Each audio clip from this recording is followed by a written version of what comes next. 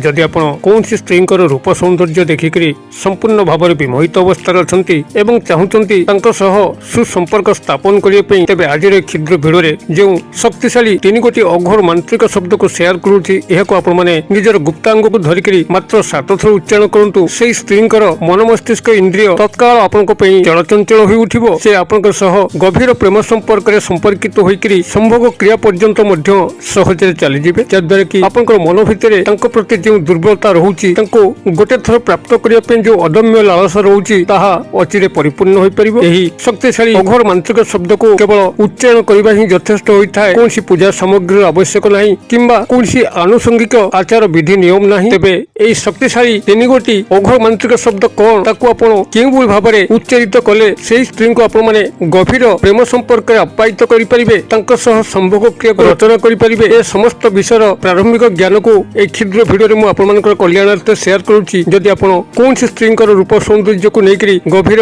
छटपट अवस्था अच्छा सतत प्रयासरत रोचंती थरुटे मात्र प्राप्त करने जदि आपन से आशाटी परिपूर्ण हो पारना तेज यही भिडियो देखला पर ही ता निश्चित भाव में संभव हम। आपण मैंने भिडियो को शेष पर्यंत देखु। चैनल को प्रथम बार आसते यही कंटेंट रुचि रोते चैनल कर लाल कलर सब्सक्राइब बटन क्लिक करी बेल आइकन क्लिक करी और ऑल नोटिफिकेशन पर क्लिक करी चैनल टी को सब्सक्राइब कर जो कि आम जो आपण सेवार यही तंत्र मंत्र भिडियो अपलोड करूँ तार सर्वप्रथम नोटिफिकेशन आपण पाखे पहुँचो एवं से सब को आपने सर्वदूर देखिकी किसी ज्ञान आहरण करेंगे। तेज फ्रेंड्स एवं नजर पकेबा शक्तिशाली अघोर मांत्रिक शब्द जहाँ कि मात्र आपने 7 थर निजर गुप्तांग को धरिक उच्चारण कले जो स्त्री उद्देश्य आपने उच्चारण करेंगे से स्त्री आपण प्रति आखि पिछुड़ाके प्रेम संपर्क संपर्कित हम एपरिक संभोग क्रिया करने पछेब ना। आपण शक्तिशाली 3 गोटी अघोर मांत्रिक शब्दर कौन नीति नियम आचार ए सब किसी ना केवल एक सामान्य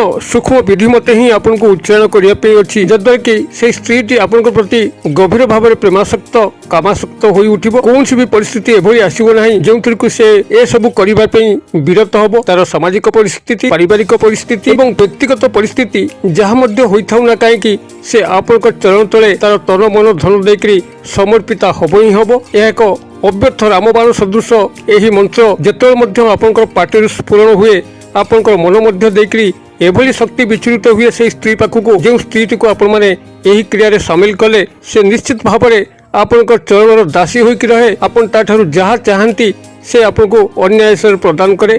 एथिपई आपन को पार्टी खोलिबार आवश्यक नहीं किंबा ताको प्रेम भिक्षा करिबार आवश्यक नहीं। से अपना छाए ही यही मंत्रोक्त प्रभाव में आसिक आपन को भल पाई बसिबो एवं संभोग क्रिया को रचना करिबो। तेबे यही शक्तिशाली अघोर मांत्रिक शब्द जहाँ कि मात्र 3 गोटी शब्द विशिष्ट या उच्चारण करने पूर्व यही सामान्य केतोटी जिनस को ध्यान देवा दरकार आपंकर शतकड़ा 100 सफल पाई एवं गोटे थरे यही क्रिया को सफल करने। जदि आपण माने यही 4 गोटी कथा उपर ध्यान दियंती तो निश्चित भाव में ये अघोर मांत्रिक शब्द को आपण माने सफल भाव में व्यवहार करेंगे। प्राथमिक भाव में गोटे हूँ विश्वास जदि आपण माने विश्वास सहकारे एक प्रयोग करती निश्चित सफल हे। कारण विश्वास गोटे एभली जिनस असंभव को मध्य संभव करके देखा था। केवल तंत्र मंत्र नुहे आपंकर जेकोसी कार्य जदि आपंकर से गभीर आत्मविश्वास न रहा आपंकर से स्थान में कार्य दक्षता प्रकाश पाए ना एवं से कार्य आपण माने सफल होई न थांती। तेबे विश्वास ही आपन को ए दिगरे सफल करेबो। आपण किछि पांतु कि न पांतु तंत्र मंत्र दुनिया रे आपन को प्रथम ही विश्वास करिया पड़े एवं तापर फल प्राप्ति होता है। जदि आपण माने तंत्र मंत्र को छाड़ देबे आपण काहा को देखला पर विश्वास करंती मात्र तंत्र मंत्र ठीक उलटा प्राथमिक भाव में आपन को विश्वास करिया पड़िबो तापर फल प्राप्ति करिया पे अछि। ये हला आपन को प्रारंभिक कथा। द्वितीय होछि आपनकर एकाग्रता। जदि आपनकर निज भीतर एकाग्रता एवं ध्यान नथिबो तेबे तंत्र मंत्र दुनिया रे आपण माने जहाँ मध्य करंतु विफल हेबे। आपण जहाँ मध्य करचंती जदि एकाग्रता ध्यान सह करिवे निश्चित भाव में सफल हेबे। तृतीय होछि आपनकर गोपनीयता। जदि आपण माने तंत्र मंत्र क्रिया कला बेल को आपन कहीं देखी दउची किंबा आपण काहा को कहि दउचंती तो यार गोपनीयता भंग होता है। आपनकर मन भितर जो आत्मिक केंद्रिक शक्ति अछि ता नष्ट होता है एवं आपन तंत्र मंत्र दुनिया रे विफल होइतांती। एवं चतुर्थ कथा होची मंत्र स्पष्टोक्त उच्चारण। जदि आपण माने मंत्र को स्पष्टोक्त उच्चारण न करंती तो आपण जो देवता किंबा देवी को ए मंत्र भितर आह्वान कले तांको पाखरे आपनकर वार्ता पहुंची पारे नाही एवं आपण जे उद्देश्य रे याको प्रयोग करचंती ता आपनकर विफल होइता है। जदि आपण माने निजर ଉଚ୍ଚାରଣ ପ୍ରତି ଧ୍ୟାନ ଦେବେ, ନିଜର ଏକାଗ୍ରତା ପ୍ରତି ଧ୍ୟାନ ଦେବେ ଏବଂ ମନରେ ସେଭଳି ଆତ୍ମବିଶ୍ୱାସ ଥିବ ଯେ ହଁ ଏହି ତନ୍ତ୍ରମନ୍ତ୍ର କାମଟିକୁ ମୁଁ କରୁଛି, ମୁଁ ନିଶ୍ଚିତ ଭାବରେ ସଫଳ ହେବି ଏବଂ ଗୋପନୀୟତାକୁ ଆପଣ ରକ୍ଷା କରିବେ।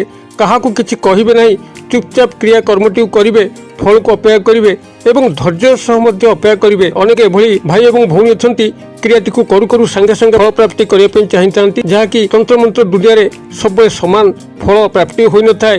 କାରଣ ସମସ୍ତଙ୍କର ଏକାଗ୍ରତା ସମାନ ନୁହେଁ, ସମସ୍ତଙ୍କର ବିଶ୍ୱାସ ଭାବ ସମାନ ନୁହେଁ, ସମସ୍ତେ ଠିକ ରୂପେ ତନ୍ତ୍ରମନ୍ତ୍ର ଜ୍ଞାନକୁ ପ୍ରୟୋଗ କରିପାରିନଥାନ୍ତି। ଅତଏବ ଆପଣମାନେ ଫଳ ପ୍ରାପ୍ତି କରିବା ପାଇଁ ଧୈର୍ଯ୍ୟର ଆବଶ୍ୟକ। ଯଦି ସଠିକ ଭାବରେ ଆପଣ ଧୈର୍ଯ୍ୟ ଧାରଣ କରିବେ, ନିଶ୍ଚିତ ଭାବରେ ଆପଣଙ୍କୁ ଏ ଦିଗରେ ସହାୟକ ହବ। ତେବେ ଏସବୁ ବିଷୟକୁ ଧ୍ୟାନରେ ରଖିକରି ଆପଣମାନେ ଏହି ଶକ୍ତିଶାଳୀ 3 ଗୋଟି ଅଘୋର ମାନ୍ତ୍ରିକ ଶବ୍ଦକୁ ଯେକୌଣସି ଶନିବାର ଦିନ ରାତ୍ର ସମୟରେ ଯେତେବେଳେ ଆପଣମାନେ ଶୟନ କରିବା ପାଇଁ ଯାଉଛନ୍ତି, ନିଜର ଶଯ୍ୟା ଉପରେ ବସିକରି ନିଜର ଗୁପ୍ତାଙ୍ଗ ଉପରେ ଆପଣ ଯଦି ପୁରୁଷ ଦକ୍ଷିଣ ହସ୍ତକୁ ପ୍ରଥମେ ଆପଣମାନେ ରଖିବେ ଏବଂ ତାପରେ ବାମ ହସ୍ତ ପାପୁଲିକୁ ଘୋଡ଼ାଇ ଦେବେ। ଯଦି କୌଣସି ନାରୀ ଏ କ୍ରିୟାକୁ କରୁଛି କୌଣସି ପୁରୁଷ ବନ୍ଧୁକୁ ପ୍ରାପ୍ତ କରିବା ପାଇଁ, ତେବେ ସେ ତାର ଗୁପ୍ତାଙ୍ଗ ଉପରେ ପ୍ରଥମେ ବାମ ହସ୍ତକୁ ରଖିକରି ତାପରେ ଦକ୍ଷିଣ ହସ୍ତ ପାପୁଲିକୁ ଘୋଡ଼ାଇବ। ଏଭଳି ଭାବରେ ଆପଣ ଏକାଗ୍ରତା ସହ ବସିକରି ଆପଣ ସମ୍ପୃକ୍ତ ନାରୀ ବା ପୁରୁଷ ଯାହାକୁ ଆପଣ ଏହି କ୍ରିୟାରେ ସାମିଲ କରୁଛନ୍ତି ତାଙ୍କୁ 2 ମିନିଟ୍ ପାଇଁ ଗଭୀର ଧ୍ୟାନ କରିବେ, ଯେଭଳିକି ତାଙ୍କ ସହ ସେହି ସମ୍ପର୍କ ସଂଗଠିତ ହେଉଛି ଯାହା ଆପଣ ଆଶା କରୁଛନ୍ତି। ଏଇଭଳି ଭାବରେ ତାଙ୍କୁ 2 ମିନିଟ୍ ଗଭୀର ଭାବରେ ଚିନ୍ତା କରିସାରିଲା ପରେ এই ଯେଉଁ ଅଘୋର ମାନ୍ତ୍ରିକ ଶବ୍ଦ ତାକୁ ଆପଣ ମାତ୍ର 7 ଥର ଉଚ୍ଚାରଣ କରିବା ପାଇଁ ଅଛି। ଏହାକୁ ଯେଉଁଭଳି ଭାବରେ ଶନିବାର ରାତ୍ରିରେ କରିବେ ସେଇଭଳି ଭାବରେ ରବିବାର ରାତ୍ରିରେ କରିବେ, ସୋମବାର ରାତ୍ରିରେ କରିବେ ଏବଂ ମଙ୍ଗଳବାର ରାତ୍ରିରେ କରିବେ। ଅର୍ଥାତ୍ 4 ରାତି ଆପଣଙ୍କୁ ଲାଗ ଏହାକୁ କରିବା ପାଇଁ ପଡ଼ିବ ଏବଂ କରିସାରିଲାର ପରବର୍ତ୍ତୀ ବୁଧବାର ଦିନ ହିଁ ତାଙ୍କ ସହ ନିଶ୍ଚିତ ଆପଣଙ୍କର সেই সম্পর্ক সংগঠিত হব। ଏହା କସ୍ମିନ କାଳେ ବିଫଳ ହୁଏ ନାହିଁ। ଯଦି ଆପଣମାନେ ଯାହା ଆପଣଙ୍କୁ ଭିଡ଼ିଓ ଭିତରେ ସେୟାର କଲି, ଯଦି ଆପଣ ସେହି କଥା ପ୍ରତି ଧ୍ୟାନ ଦେଇକରି ଆପଣମାନେ ଏହି ଶକ୍ତିଶାଳୀ ତନ୍ତ୍ରତ୍ୱ ଅଘୋର ଶବ୍ଦକୁ ଆପଣ ମାନସ ଭିତରେ ଉଚ୍ଚାରଣ କରୁଥିବେ, ସମ୍ପୃକ୍ତ ସ୍ତ୍ରୀଙ୍କୁ ଆହ୍ୱାନ କରୁଥିବେ ଆପଣଙ୍କ ସହ ପ୍ରେମ ସମ୍ପର୍କ ସ୍ଥାପନ ପାଇଁ, ଆପଣଙ୍କ ସହ କାମ ସମ୍ପର୍କ ସ୍ଥାପନ ପାଇଁ, ନିଶ୍ଚିତ ଭାବରେ ସେହି ସ୍ତ୍ରୀଙ୍କ ସହ ଆପଣଙ୍କ ସମ୍ପର୍କ ବୁଧବାର ଦିନ ହିଁ ସଂଗଠିତ ହେବ ଏବଂ ଆପଣ ନିଜର ଅଭିଷ୍ଟକୁ ପରିପୂର୍ଣ୍ଣ କରିପାରିବେ। ତେବେ ଏହି ଶକ୍ତିଶାଳୀ ଅଘୋର ମାନ୍ତ୍ରିକ ଶବ୍ଦ ଯାହାକି ଆପଣଙ୍କୁ ସେଇଠି ଉଚ୍ଚାରିତ କରିବା ପାଇଁ ପଡ଼ିବ, ତାକୁ ନିର୍ଭୁଲ ଭାବରେ ସ୍ପଷ୍ଟୋକ୍ତ ଉଚ୍ଚାରଣ କରିବା ପାଇଁ ଅଛି। ଆପଣମାନେ ଏଠି କାଗଜ କଲମରେ ଟିପି ନିଅନ୍ତୁ। ଆପଣଙ୍କର ଏହି ଅଘୋର 3 ଗୋଟି ଶକ୍ତିଶାଳୀ ମାନ୍ତ୍ରିକ ଶବ୍ଦର ରୂପରେଖ ଏଇଭଳି ରହିବ। ଆକାଶ ବାନ୍ଧୁ, ପାତାଳ ବାନ୍ଧୁ, ଅମୁକି ବାନ୍ଧୁ। ମୁଁ ଆଉଥରେ କହିଦେଉଛି, ଆକାଶ ବାନ୍ଧୁ, ପାତାଳ ବାନ୍ଧୁ, ଅମୁକି ବାନ୍ଧୁ। ଆପଣ ଅମୁକି ସ୍ଥାନରେ ସମ୍ପୃକ୍ତ ସ୍ତ୍ରୀଙ୍କର ନାମକୁ ନେବେ। ମୁଁ ବନାନ ଡାକି ଦେଉଛି, ଆକାଶ ବାନ୍ଧୁ, ବ ଆକାରେ ନ ଧନ୍ଧ ହସଉକାର, ଆକାଶ ବାନ୍ଧୁ, ପାତାଳ ବାନ୍ଧୁ, ଅମୁକି ବାନ୍ଧୁ। এই ହେଉଛି ଆପଣଙ୍କର ଶକ୍ତିଶାଳୀ ଅଘୋର 3 ଗୋଟି ମାନ୍ତ୍ରିକ ଶବ୍ଦ, ଯାହାକୁ ମାତ୍ର ଆପଣମାନେ ଯେକୌଣସି ଶନିବାର ରାତ୍ରି ଠାରୁ ଆରମ୍ଭ କରିକି ମଙ୍ଗଳବାର ରାତ୍ରି ପର୍ଯ୍ୟନ୍ତ କଣ୍ଟିନ୍ୟୁଅସ୍ ଭାବରେ 7 ଥର ଲେଖା ନିଜର ଗୁପ୍ତାଙ୍ଗ ଉପରେ ହାତ ରଖିକରି ଉଚ୍ଚାରଣ କରିବା ପାଇଁ ଅଛି କୌଣସି ସ୍ତ୍ରୀଙ୍କର ଉଦ୍ଦେଶ୍ୟରେ। ଯଦି ଆପଣମାନେ କ୍ରିୟାଟିକୁ ସଠିକ ଭାବରେ ନିଭେଇଥିବେ, ଯେଉଁଭଳି ଭାବରେ ଭିଡ଼ିଓ ଭିତରେ ମୁଁ ଆପଣଙ୍କୁ ନିର୍ଦ୍ଦେଶ କଲି, ନିଶ୍ଚିତ ଭାବରେ ସେହି ସ୍ତ୍ରୀ କିମ୍ବା ପୁରୁଷ ଯଦି ନାରୀମାନେ ଏହାକୁ କରୁଥାନ୍ତି ନିଶ୍ଚିତ ଭାବରେ ପ୍ରାପ୍ତ କରିକି ତାଙ୍କ ସହ ପ୍ରେମ ସମ୍ପର୍କରେ ସମ୍ପର୍କିତ ହୋଇପାରିବେ। ଯଦି ଭିଡ଼ିଓର ବାର୍ତ୍ତା ଆପଣଙ୍କୁ ପସନ୍ଦ କରୁଥିବ ତେବେ ନିଶ୍ଚିତ ଭାବରେ ଏହାକୁ ଲାଇକ୍ କରନ୍ତୁ, ସାଙ୍ଗସାଥି ମହଲରେ ସେୟାର କରନ୍ତୁ। ଭିଡ଼ିଓର କ୍ଷୁଦ୍ର ପରିସର ମଧ୍ୟରୁ ମୋତେ ଏଇଟା ବିଦାୟ ଦିଅନ୍ତୁ। ପୁଣି ଆପଣମାନଙ୍କ ସହ ଦେଖା ହେବ ଆଉ ଏଇଭଳି ଏକ ଶିକ୍ଷଣୀୟ ଭିଡ଼ିଓରେ। ସେ ପର୍ଯ୍ୟନ୍ତ ଦର୍ଶକ ବନ୍ଧୁ ଆପଣମାନେ ସମସ୍ତେ ମଙ୍ଗଳମୟଙ୍କ କୃପାରୁ ଭଲରେ ଥାନ୍ତୁ। ରହୁଛି।